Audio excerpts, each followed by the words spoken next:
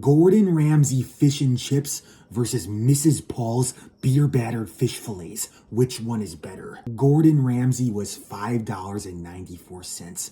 Mrs. Paul's was $5.48. So obviously Gordon Ramsay has chips and Mrs. Paul's doesn't. Well, the chips were absolutely awful anyways if you watched my previous review, so we're just going to be basically comparing the fish. So yeah, those chips are not a bonus at all. It's a downgrade. And after cooking them in the oven, here's Mrs. Paul's for $5.48.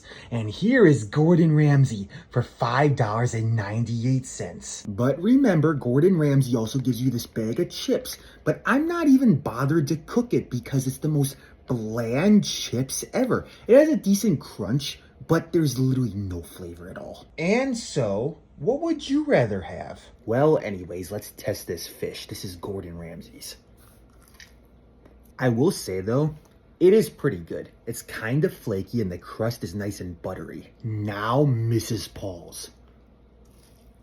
In Mrs. Paul's, I found some blackened specks in there, but overall, the fish quality is pretty good. Gordon Ramsay, I didn't find any blackened specks in there.